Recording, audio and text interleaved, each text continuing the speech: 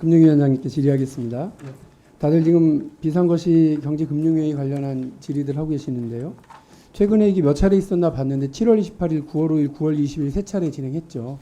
어제까지 네 차례인데 대부분 다 평일, 화요일, 목요일 아침 7시 30분에 진행을 하셨고요. 근데 내용 보니까 내용이 별로 없어요. 말만 무성합니다. 최적의 정책조합을 모색하겠다. 모니터링 잘하겠다. 정부와 중앙은행은 원팀이다. 그렇죠? 이런 내용들로 발표를 했더라고요. 지금의 위기가 도둑처럼 온 게 아니잖아요. 다 알고 있었잖아요. 정부의 대책이 없었던 거죠. 어제 발표는 저는 늑장대응이고 뒷북대책이라고 생각합니다. 그 PPT 잠깐 보시면요. 이게 금요일 날 한국경제, 매일경제 일면 탑이에요. 예? 정부가 이 상황을 방치했다는 얘기예요. 그리고 이게 금요일 날 나오고 일요일 날 뒷북대책을 하는 거예요. 그러니까 제가 볼 때는 대한민국 정부의 수준이 경제 전문지들보다도 못해요. 이거 어쩌려고 그럽니까? 지금 이 상황을 몰랐다고 얘기하면 말이 안 되는 게요. 한전채 매달 2조 넘게 해서 벌써 한 20몇 조? 22조, 23조? 이렇게 4%, 5% 고금리로 쭉 시장에서 돈 빨아갔죠. 그 다음에 각 은행에 유동성 비율 맞추라고 그래가지고 그 LCR 관련해서 그 이 프로그램 때문에 은행채 발행 계속 늘리면서 시중 자금 다 빨아갔죠. 돈이 없었던 상황인 걸 정부가 알고 있었을 것 아닙니까? 그런데 아무런 대응하고 있지 않다가 어제 지금 뒷북 대책 발표를 했는데 시장 상황, 시장 반응 보셨어요? 오늘 아침? 오늘 아침 상황은 제가 자세히는 못 봤습니다. 국정감사. 제가 알려드릴게요. 한국장학재단 정부가 보증하죠. 여기만 오늘 발행한 채권 다 소화했고요. 트리플 A 한국가스공사라든지 인천도시공사 다 유찰됐어요.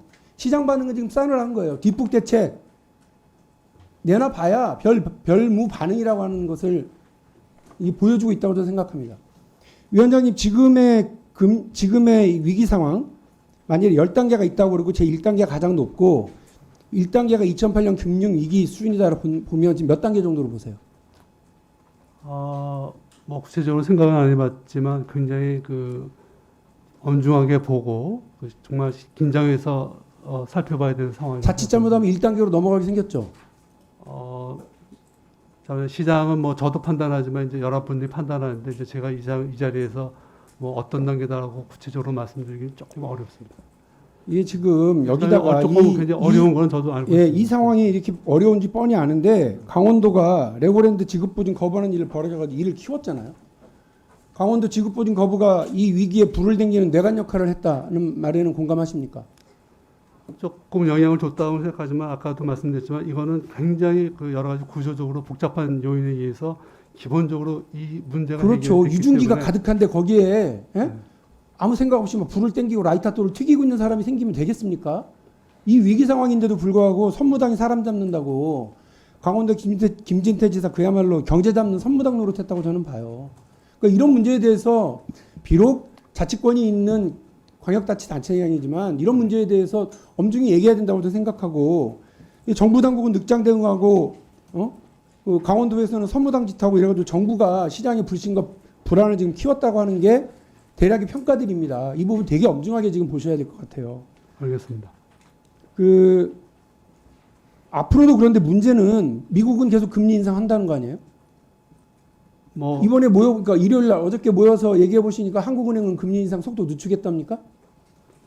그건 이제 금통위에서 결정할 거기 때문에 이제 한은 총재가 회의 참석했지만 뭐 그런 금리 인상 여부에 대해서는 말씀하시기가 어렵습니다. 부동산 시장은 계속해서 불황을 계속 갈 것 같고 금리는 계속해서 올라갈 것 같고 그럼 상황은 그대로잖아요. 외부에서 들어오는 이 압력은 계속되는데 혹시 플랜 B 따로 있으세요?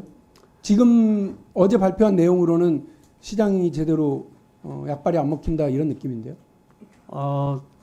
저희 생각에는 지금의 상황은 여러 가지 요인이 중에서 약간 심리적인 약간 위축도 있을 거고 그래서 아까 저희가 말씀드릴 때 어떻게 이제 회의에서 일단은 50조 플러스 알파의 자금을 공급했지만 그거 외에 어떤 금융권들과 계속해서 이제 회의를 같이 이야기를 해가면서 또 민간 금융권이 할 수 있는 역량이 있고 또 여지가 분명히 있다고 생각합니다.